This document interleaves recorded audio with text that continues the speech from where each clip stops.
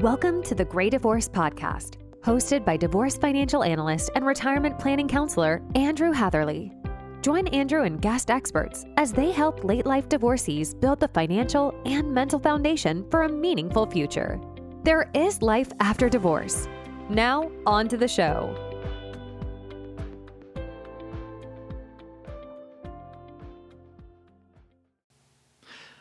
Hi, everybody, and welcome to the Great Divorce Podcast.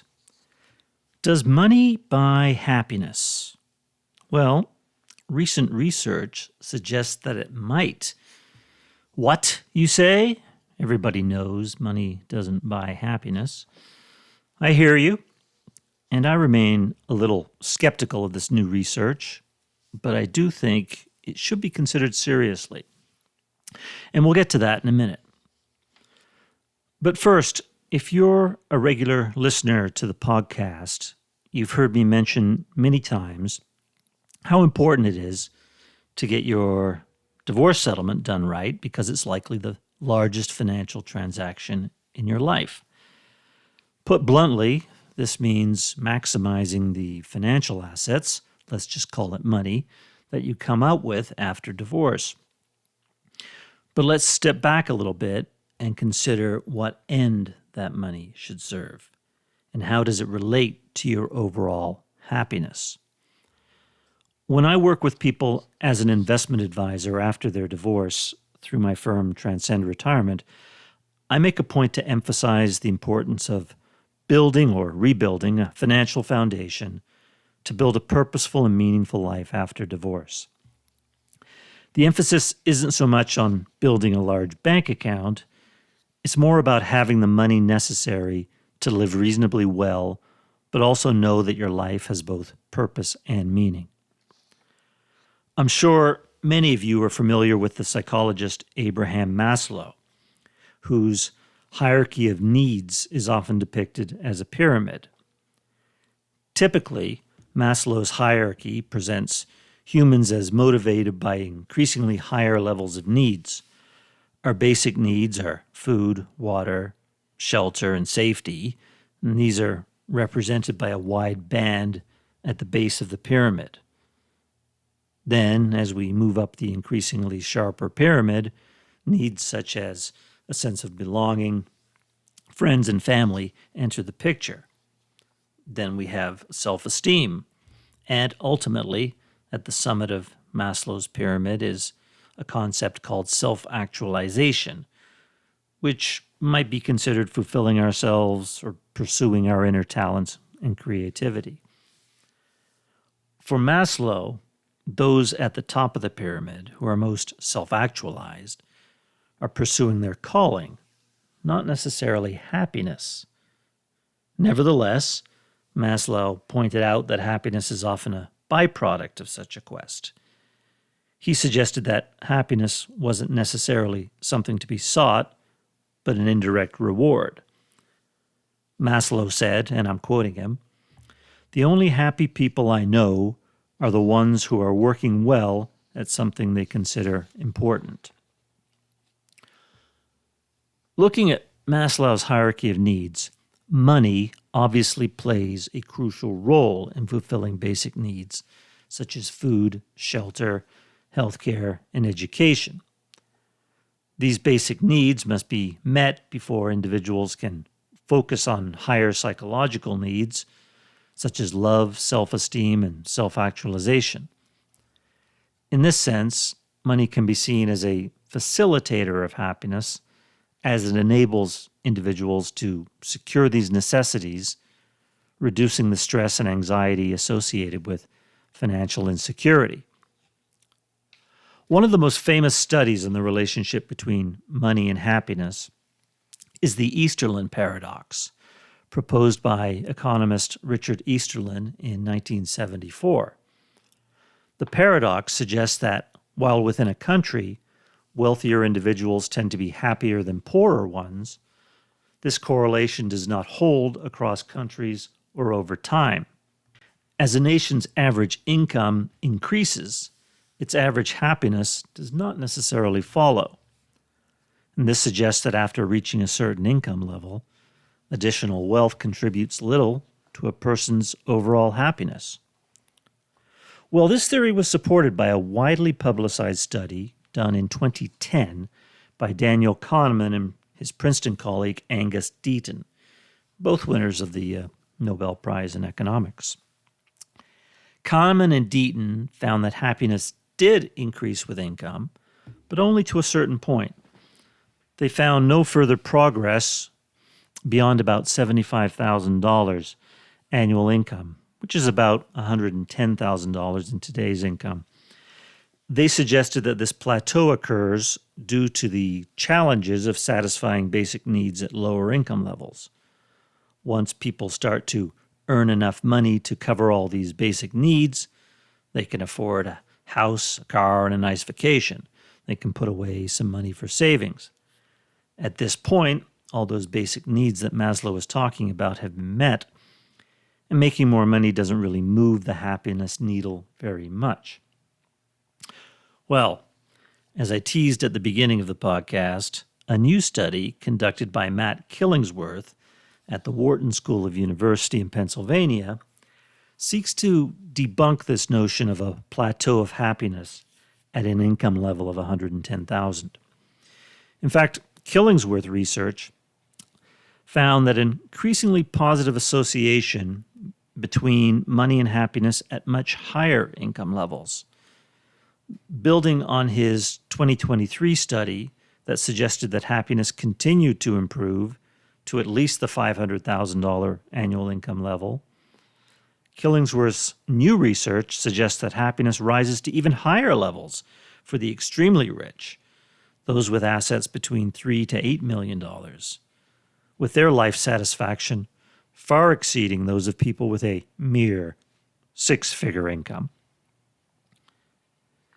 It's important to note that both Killingsworth and the authors of the 2010 Princeton study do not suggest that money is necessary for happiness. Killingsworth freely acknowledges, as I've seen and I'm sure all of you have seen, that it's entirely possible to be rich and miserable or poor and happy. He's simply stating that, all things being equal, people tend to be happier the more money they have.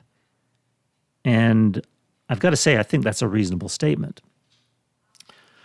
Both Kahneman and Killingsworth agree that focusing solely on making money while ignoring other issues could create more harm than good, particularly when social relationships with family and friends are sacrificed for the quest of the almighty dollar.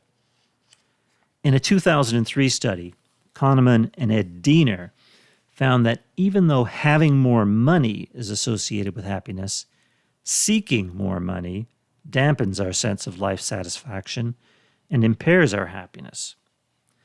They found that people with strong financial success goals reported lower satisfaction with family life, lower satisfaction with friendships, and job satisfaction. Notably, the study found that the greater your goal for financial success, the lower your satisfaction with family life, regardless of household income. Diener summed it up in his book, Happiness. He said, "It's generally good for your happiness to have money, but toxic to your happiness to want it too much." I find this interesting, and I'd be interested to see more research on whether money and having more money may be a byproduct of being happy. I mean, we've all heard the expression, do what you love and the money will follow. I do think that's a rather simplistic notion. I might alter it to say, do what you're good at and what you love, and money will follow. Or maybe incorporate the tenets of the Japanese concept of ikigai, which we've discussed on the podcast before, and say, do what you love, do what you're good at, and do what the world needs, and money will follow. Anyway, I digress. Another area where we see the limitations of money in achieving happiness is with social comparisons. Comparing your financial situation to others often leads to feelings of inadequacy or envy, even if you're doing really well. This can create a cycle of dissatisfaction where you're constantly striving. You're convinced that an extra $50,000 or an extra $50 million will bring you additional happiness. The concept of the hedonic treadmill suggests that people quickly adapt to changes in their financial situation. As income increases, expectations and desires rise at the same time, leading to a situation where no lasting increase in happiness is achieved. This phenomenon explains why lottery winners and high-income earners often return to their baseline level of happiness after a short-lived boost.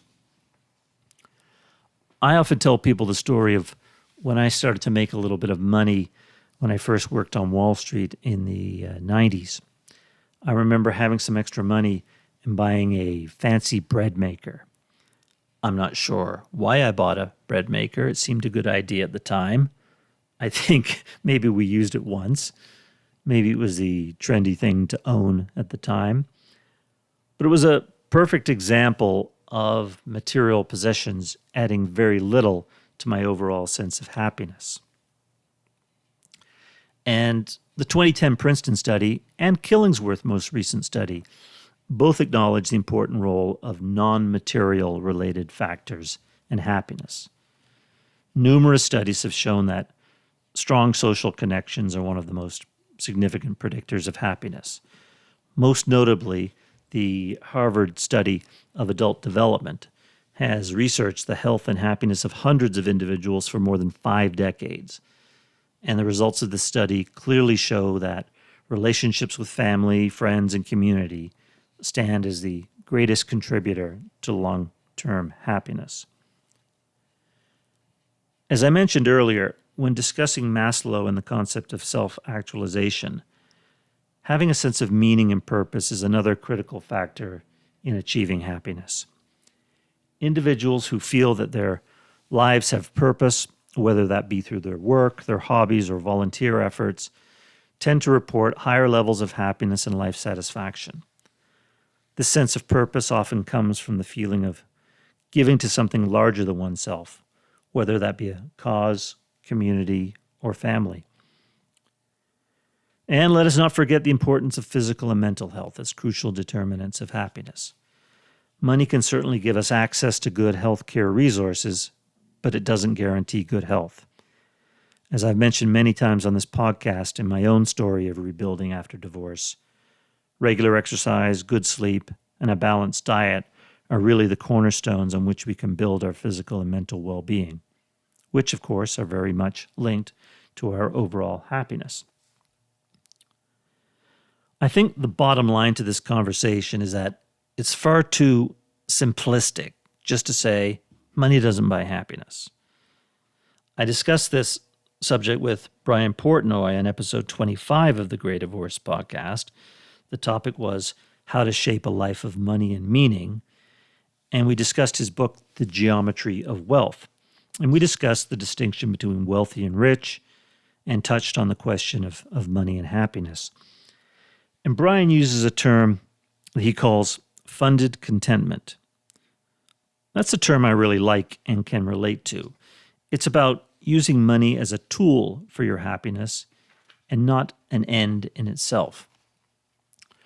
For instance, research suggests that how money is spent plays a crucial role in determining happiness. Money spent on experiences such as travel or dining out with loved ones tends to bring more happiness than material goods, like the fancy bread maker I bought 30 years ago. Experiences often lead to lasting memories that you can enjoy over and over again.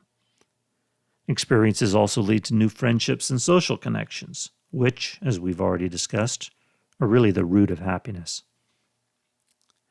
Money can also increase your happiness through generosity. People who spend money on others, whether through gifts or charitable donations, tend to experience greater happiness than those who only spend money on themselves. I've seen this phenomenon described as a helper's high. We just feel a warm glow when we do something for other people. Personally, I'm hardwired to seek financial security, which probably explains my career path as a financial advisor. When people are secure in their financial situation, they're much less likely to experience stress and anxiety and just feel better overall. And, of course, as Brian mentioned in our podcast discussion, money can fund our contentment by allowing us to pursue our passions, spend time with family and friends, and engage in activities that bring us joy. Well, I hope you've enjoyed this chat about money and happiness. I'd love to hear your money and happiness stories. Please feel free to reach out to me. You can find my contact information at transcendretirement.net or wiserdivorcesolutions.com. Until next time, take care. Thanks so much for tuning in to this episode of the Grey Divorce Podcast.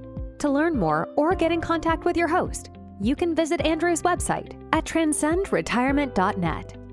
Also, please feel free to rate, subscribe, and leave a review wherever you listen to your podcasts. That helps others find the show, and we greatly appreciate it. Thanks again for listening, and we'll catch you in the next episode. Information provided is educational only and should not be construed as legal or tax advice. Each situation is unique and should be discussed with your tax or legal advisor prior to implementation. Andrew Hatherley is not an attorney and does not provide legal advice. Information provided is financial in nature. Advisory services offered through Hatherley Capital Management, LLC. Divorce financial analysis services offered through Wiser Divorce Solutions, an affiliated company.